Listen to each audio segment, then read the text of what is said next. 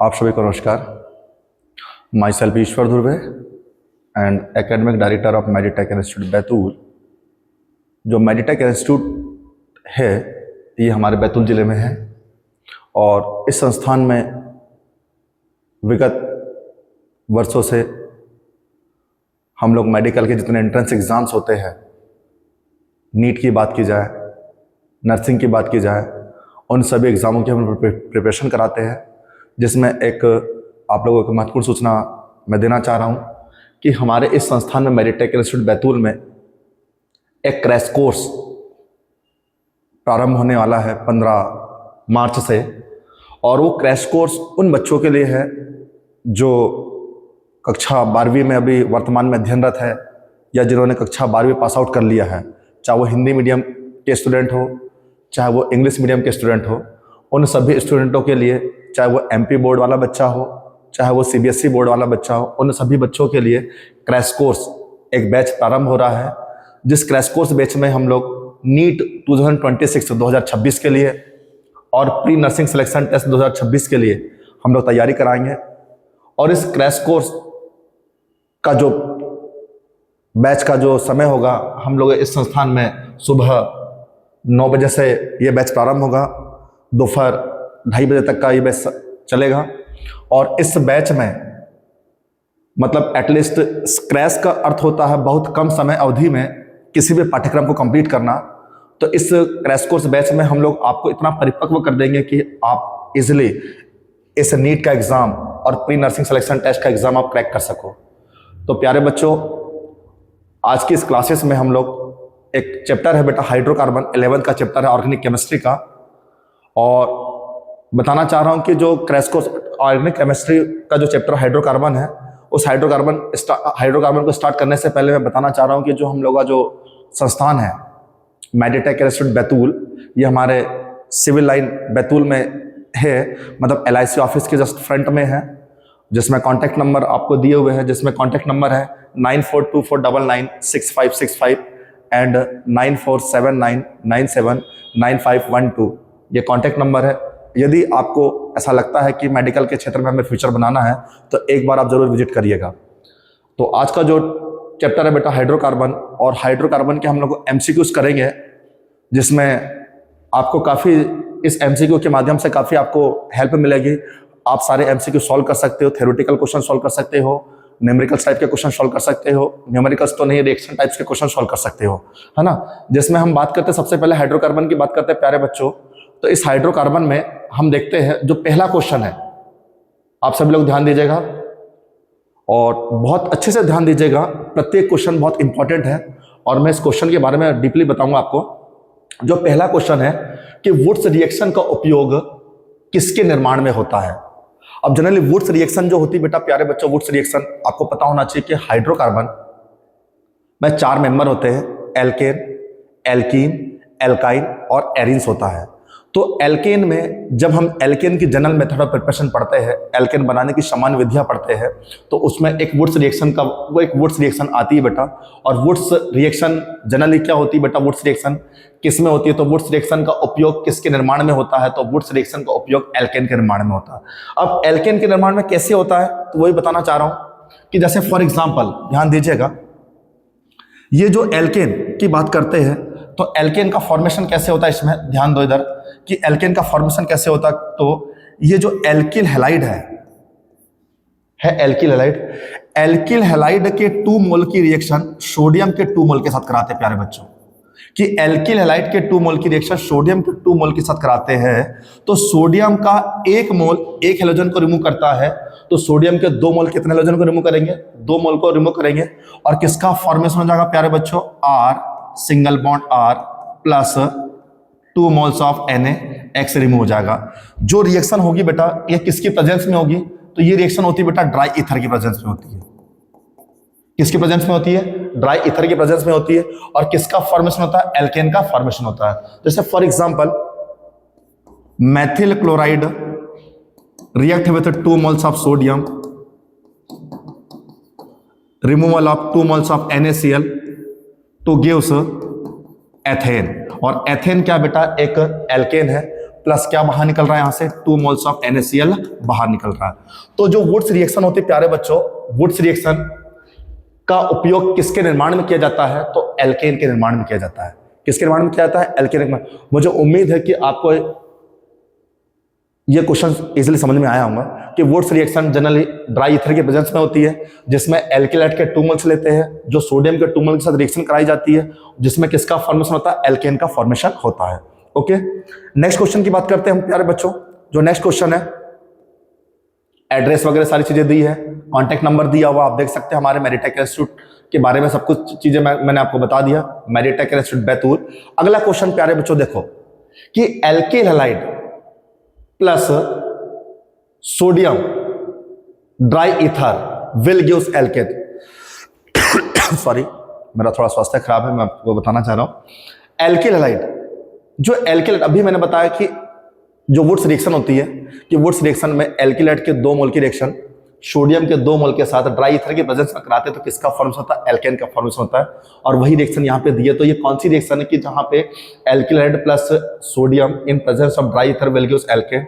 तो ये रिएक्शन है बेटा वुड्स रिएक्शन। कौन सी रिएक्शन है, वुड्स रिएक्शन है, ये वुड्स रिएक्शन है। Next question, question number 3। Question number 3 देखिएगा, कोल्बे इलेक्ट्रोलाइसिस रिएक्शन से क्या बनता है। Kolbe electrolysis reactions gives. तो कोल्बे इलेक्ट्रोलाइसिस रिएक्शन होती है बेटा, ये एल्केन में भी होती है, एल्कीन में भी होती है और एल्काइन में भी होती है। जनरली होता क्या प्यारे बच्चों, सबसे पहले मैं बताना चाह रहा हूं, एल्केन में बात करते हैं। Sodium salt of acetic acid के 2 मोल की reaction, sodium salt of acetic acid के 2 मोल की रिएक्शन, 2 मोल की रिएक्शन हम किसके साथ कराते हैं, देखो sodium salt of acetic acid, यह है sodium salt of acetic acid के 2 मोल की रिएक्शन हम वाटर के 2 मोल के साथ कराते हैं प्यारे बच्चों। किसके साथ कराते हैं, वाटर के 2 मोल के साथ कराते हैं। तो वाटर के 2 मोल के साथ कराते हैं और यहां पे कौन सी रिएक्शन होती है, इलेक्ट्रोलाइसिस की रिएक्शन होती है, जिसमें क्या होता है प्यारे बच्चों, इस जब sodium salt of acetic acid के 2 मोल्स की रिएक्शन हम वाटर के 2 मोल्स के साथ कराते हैं तो सबसे पहले यहां से 2 मोल्स ऑफ NaOH रिमूव हो जाता है, या 2 मोल्स ऑफ NaOH रिमूव हो गया। देन उसके बाद 1 मोल्स ऑफ H2 रिमूव होता है।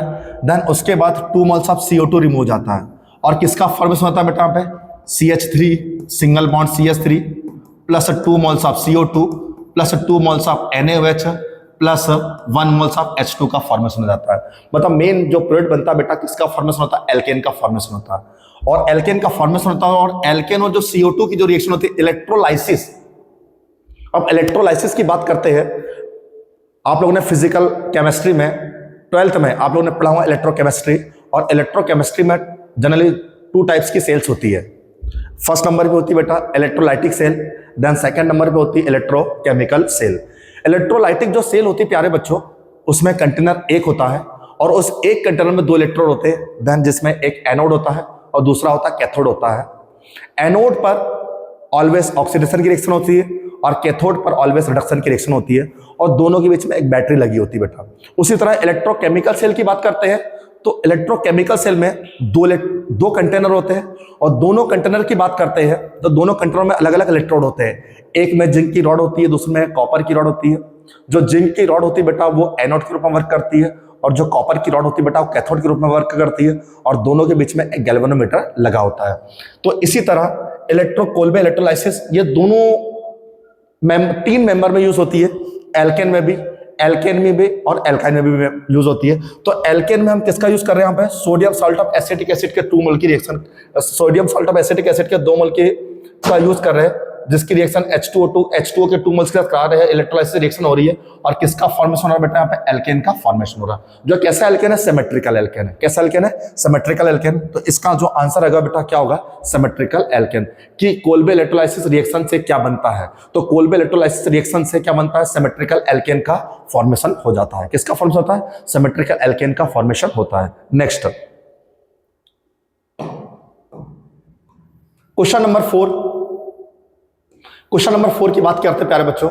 जो क्वेश्चन नंबर 4 है मेडिटेक इंस्टीट्यूट बैतूल, और क्वेश्चन नंबर 4 है कि एल्कीन को एल्केन में बदलने की अभिक्रिया क्या कहलाती है। अब एल्कीन को एल्केन में बदलने की अभिक्रिया क्या कहलाती है, तो एल्कीन को एल्केन में बदलने की अभिक्रिया, जैसे फॉर एग्जांपल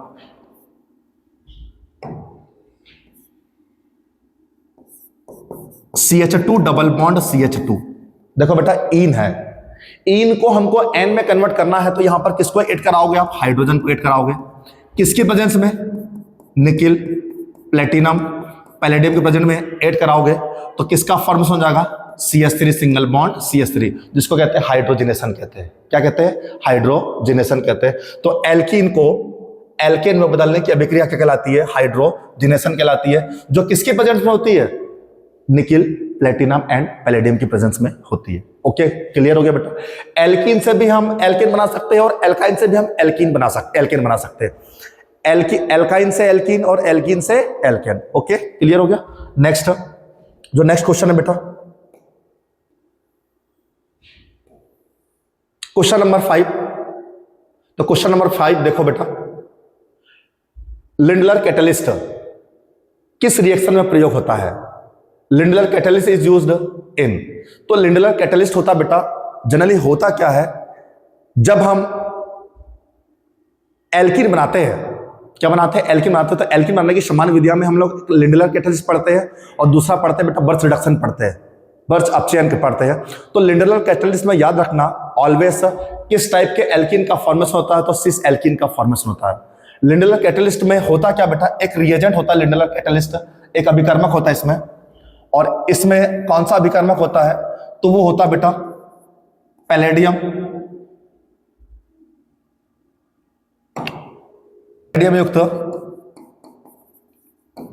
बेरियम सल्फेट होता है, पैलेडियम युक्त बेरियम सल्फेट होता है लिंडलर कैटलिस्ट में। ये है CH3 single bond C triple bond C single bond CH3 but 2 yne.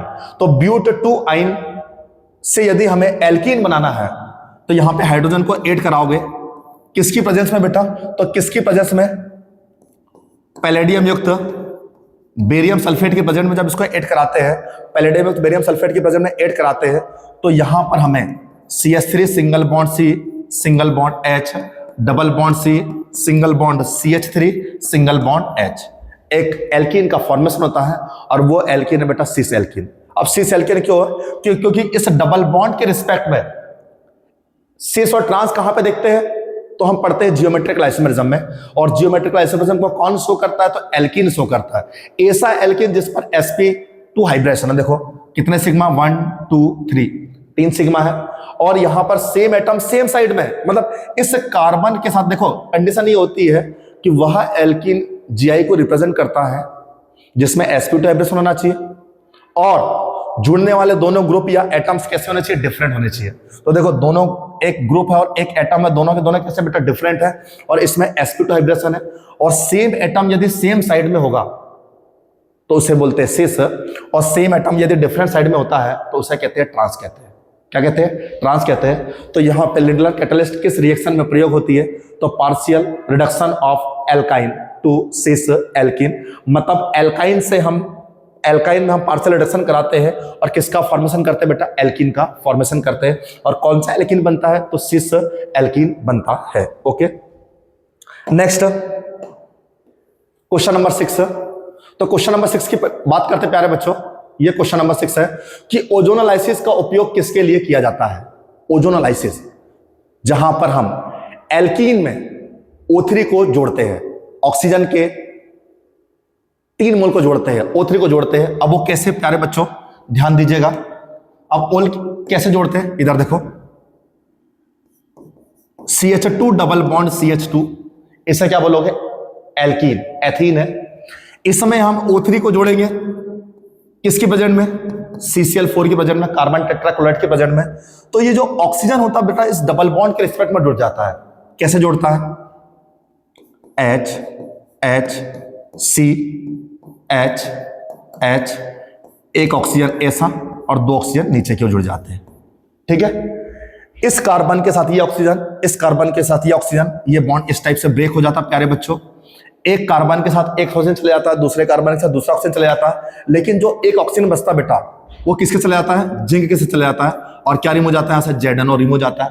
तो हमें प्राप्त क्या हो रहा है यहाँ पे बेटा, मैं ऊपर लिख दे रहा हूं HC double bond O plus O double bond C H, मतलब एक कार्बनिक कंपाउंड का फॉर्मेशन हो रहा। अब याद रखना है कार्बनिक कंपाउंड कौन कौन से हो सकते हैं, फॉर्मेल्डिहाइड भी हो सकता है, एल्डिहाइड भी हो सकता है, कीटोन भी हो सकता है।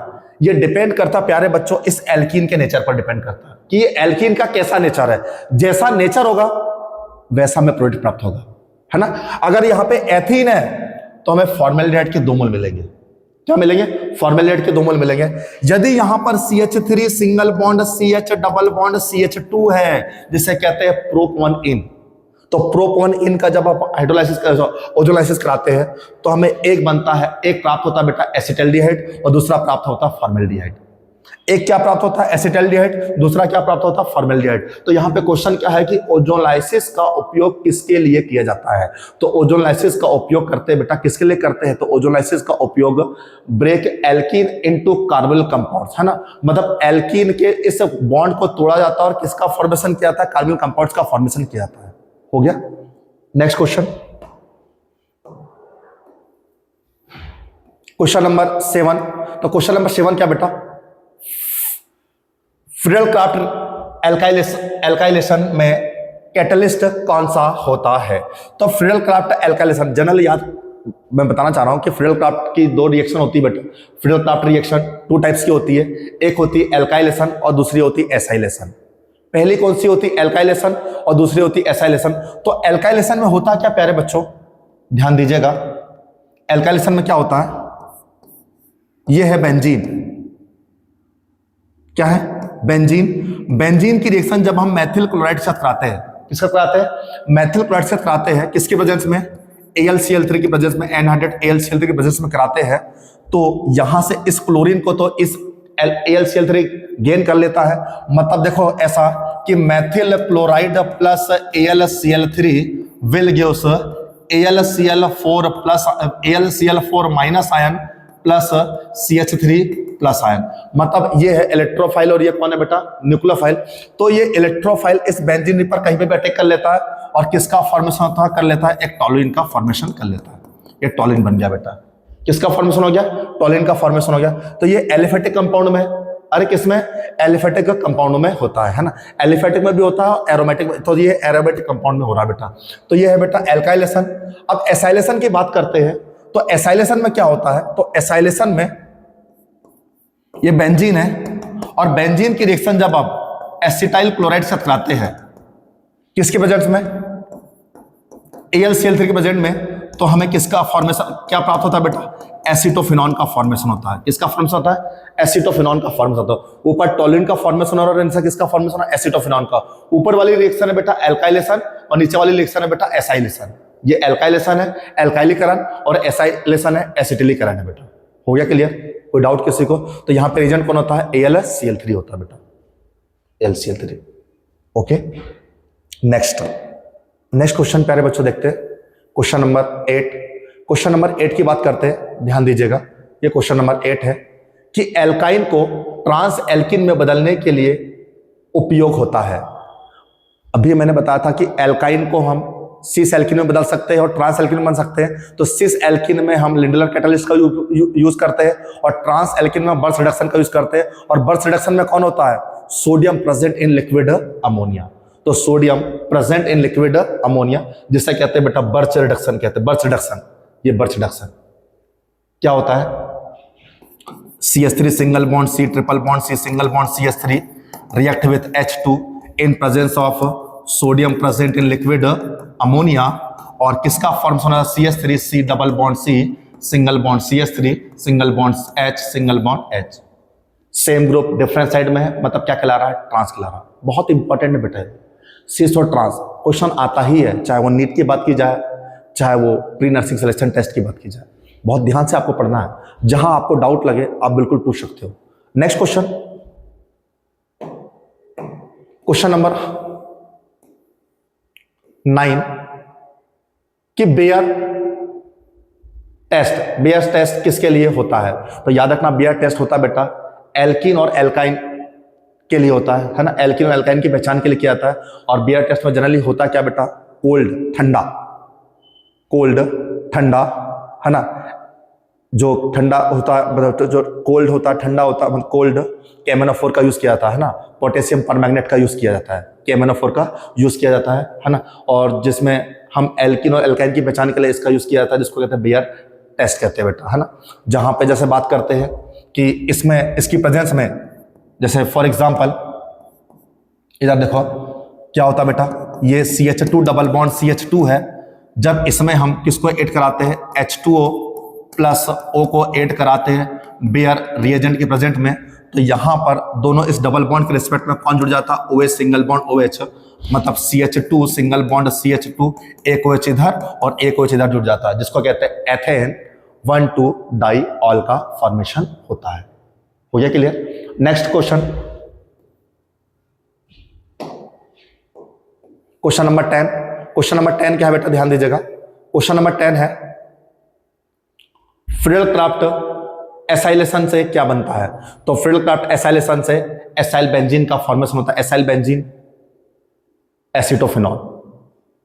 किसका फॉर्मेशन होता है? एसिटोफिनॉल। मैंने बताया था कि जब टॉलुइन की बेंजीन की रिएक्शन हम एसिटाइल क्लोराइड के कराते हैं AlCl3 की प्रेजेंट में, तो किसका फॉर्मेशन होता है? एसिटोफिनॉल का फॉर्मेशन होता है। तो ये रिएक्शन, ये आंसर उसका कीटोन, एसाइल बेंजीन। देखो इधर ये बेंजीन है और बेंजीन की रिएक्शन जब हम एसिटाइल क्लोराइड के साथ कराते हैं किसके प्रेजेंट में प्यारे बच्चों? AlCl3 के प्रेजेंट में कराते हैं, तो किसका फॉर्मेशन हो जाता है? एसिटोफिनॉल का फॉर्मेशन हो जाता है। ओके, तो ये उसका आंसर है बेटा। कोई डाउट किसी को? No doubt. आगे बढ़ते हैं। नेक्स्ट क्वेश्चन बेटा, क्वेश्चन नंबर 11। क्या कह रहा है क्वेश्चन नंबर 11? देखो और ध्यान से देखिए बेटा, साबातीय सेंट्रेंस रिएक्शन किससे संबंधित है? तो साबातीय सेंट्रेंस रिएक्शन जहां पर हाइड्रोजन को ऐड किया जाता है बेटा, एल्कीन से एल्केन बनाना और एल्काइन से एल्केन बनाना, किसके प्रेजेंट में? निकल प्लेटिनम एंड पैलेडियम की प्रेजेंस में। किसके प्रेजेंट में? निकल प्लेटिनम एंड पैलेडियम की प्रेजेंस में। जो उत्प्रेरक होते हैं निकल प्लेटिनम और पैलेडियम होते हैं, और इस अभिक्रिया को होता है हाइड्रोजनीकरण कहते हैं, जिसको कहते हैं हाइड्रोजिनेशन कहते हैं। तो इसका आंसर बेटा कौन सा है? सेकेंड, है ना। क्या है बेटा? सेकेंड, है ना। नेक्स्ट, मतलब इसमें मैं बताना चाह रहा हूं मैं, इधर देखो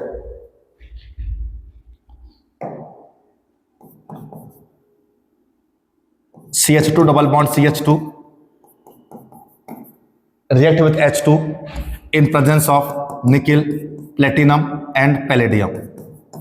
किसका फॉर्मेशन रहा? एथेन का फॉर्मेशन हो रहा। या फिर CH triple bond CH react with 2H2 in presence of निकल, प्लेटिनम, पैलेडियम, किसका फॉर्मेशन हो रहा है? एथेन का फॉर्मेशन हो रहा है। हो गया क्लियर? मतलब इन से एन और आइन से एन का फॉर्मेशन हो रहा है, मतलब catalytic hydrogenation. Next question number 12 कि एल्कीन, ध्यान दीजिएगा, हाँ क्वेश्चन नंबर 12 है एल्कीन का क्लोरीनेशन किस रिएक्शन का उदाहरण है? तो एल्केन का क्लोरीनेशन तो ये है बेटा, मैंने आपको बताया था ऑर्गेनिक केमिस्ट्री जब भी हमें पढ़ना है तो दो इंपॉर्टेंट चैप्टर्स होते हैं reaction exam, part first and part second. तो पार्ट सेकंड में मैंने आपको बताया था कि टाइप्स ऑफ रिएक्शन 4 होती है, addition reaction, substitution reaction, elimination reaction और rearrangement. Addition reaction, substitution reaction, elimination reaction और रीअरेंजमेंट, जिसको हिंदी में कहते हैं योगात्मक अभिक्रिया, प्रतिस्थापन अभिक्रिया, विलोपन अभिक्रिया और पुनर्विन्यास। इसके भी अलग अलग टाइप होते हैं बेटा। एडिशन रिएक्शन, बस एक छोटा सा एग्जांपल बताना चाह रहा हूं, आप समझ जाओगे। जैसे हमारी इस क्लास में 50 स्टूडेंट हैं, 50 बच्चे यहां पे बैठे हुए इस क्लास में, और 51 और 52 नंबर का बच्चा बाहर खड़ा हुआ है। यदि उसे बैठना है तो हम उन्हें भी परमिशन दे रहे हैं कि बेटा आप भी आ जाइए और यहां पे बैठ जाइए।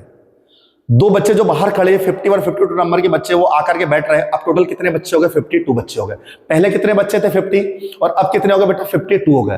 तो जितने भी रिएजेंट है उनको यदि हम ऐड कर रहे हैं, मतलब वो कौन सी रिएक्शन है?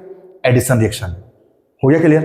सब्स्टिट्यूशन का अर्थ होता है प्यारे बच्चों, इस क्लास में पहले 50 बच्चे बैठे थे, दो बच्चे बाहर खड़े हैं, यदि उन बाहर के दो बच्चों को अंदर बैठाना है तो अंदर के दो बच्चों को बाहर निकालना पड़ेगा, उनकी जगह उनको देनी पड़ेगी। तो इसको कहते हैं सब्स्टिट्यूशन रिएक्शन कहते हैं।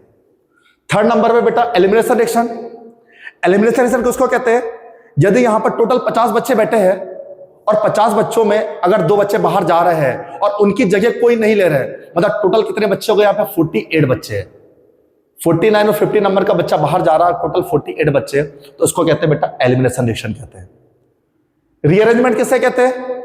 जैसा कि मैं ऐसा खड़ा हूं, मेरा वेट है 60 kg, मैं ऐसा भी हो जाऊंगा तो मेरा वेट कितना होगा? 60 kg होगा। मतलब मेरी पोजीशन चेंज हो रही है, मेरे मॉलिक्यूलर वेट में कोई चेंजेस नहीं आ रहा, उसे कहते हैं रीअरेंजमेंट कहते हैं। तो याद रखना कि एल्केन का क्लोरीनेशन किस रिएक्शन का उदाहरण है? तो वो है बेटा सब्स्टिट्यूशन रिएक्शन। किसका है? Substitution reaction. जैसे फॉर एग्जांपल एल्केन की रिएक्शन जब आप हैलोजन के साथ कराते हैं, ये एल्केन की रिएक्शन हम जब किसका कराते हैं?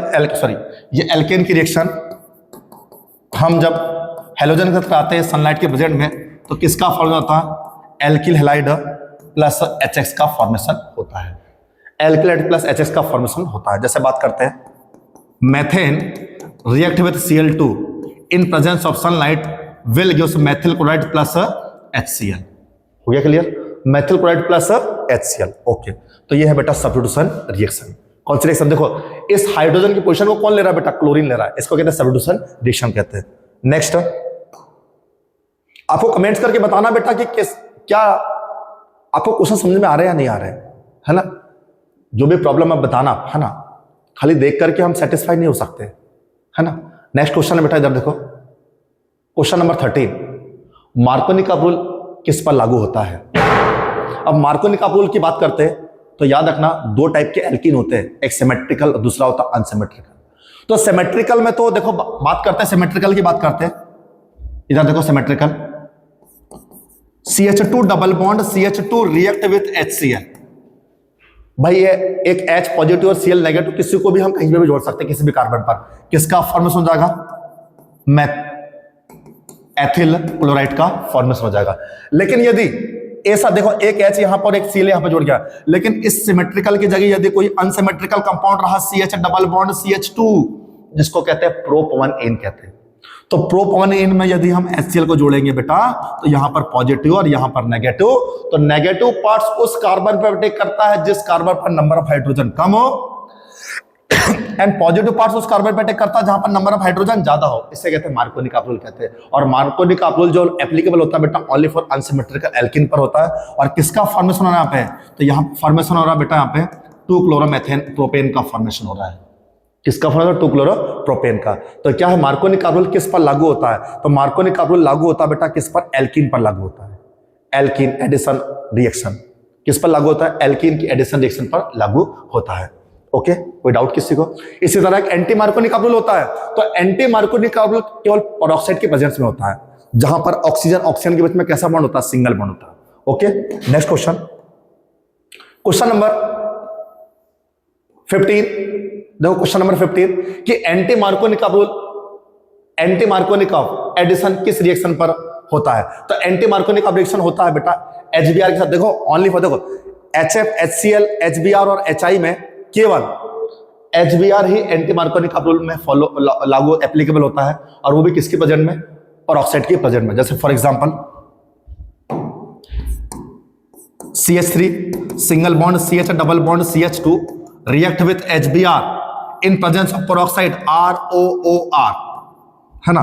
तो यहां पर नेगेटिव पार्ट्स उस कार्बन पर अटैक करेगा जहां पर नंबर ऑफ हाइड्रोजन ज्यादा हो, एंड पॉजिटिव पार्ट्स उस कार्बन पर अटैक करेगा जहां पर नंबर ऑफ हाइड्रोजन कम हो। तो यहां पे किसका फॉर्म हो जाएगा? CH3 single bond CH2 single bond CH2 single bond Br। मतलब इस कंपाउंड का नाम है, क्या नाम है बेटा इसका नाम?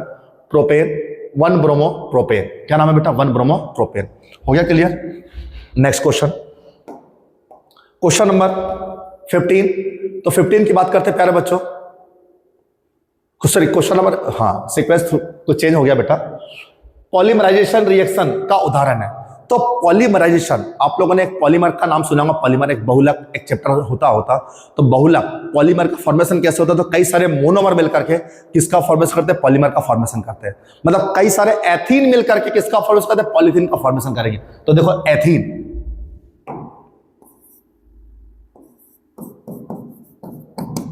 कई सारी एथीन मिलकर किसका फॉर्मेशन करी बेटा? पॉलीथीन का। ये पॉलीथीन का फॉर्मेशन करती है, इसको कहते हैं पॉलीमराइजेशन कहते हैं बेटा। क्या कहते हैं? पॉलीमराइजेशन कहते हैं। तो यहां पे कोई इसका आंसर क्या है कि क्या एथीन से किसका फॉर्मेशन हो रहा है? पॉलीथीन का फॉर्मेशन हो रहा है। इसका राइट आंसर क्या बेटा? ए। ओके, और इसके बाद मुझे नहीं लगता कि कोई क्वेश्चन होंगे बेटा। मुझे पूर्ण विश्वास है कि आपको जितने क्वेश्चन हम लोगों ने हाइड्रोकार्बन के सॉल्व किए, मुझे पूर्ण विश्वास है कि आपको हर एक क्वेश्चन का आंसर बहुत अच्छे समझ में आया, उसका सॉल्यूशन समझ में आया होगा। यदि आपको ऐसा लगता है कि किसी क्वेश्चन में यदि आपको डाउट है तो प्लीज आप मुझे बताइएगा, कमेंट्स करके बताइएगा, मैं आपके हर एक डाउट्स को क्लियर करूंगा। और ऐसे ही हम लोग और भी नेक्स्ट क्लासों में आएंगे और ऐसे एमसीक्यू को लेकर के आएंगे और बेटा डिस्कस करेंगे आपके बीच में, है ना। तो थैंक यू, आप लोगों ने अपना बहुमूल्य समय दिया, उसके लिए बहुत बहुत धन्यवाद, है ना।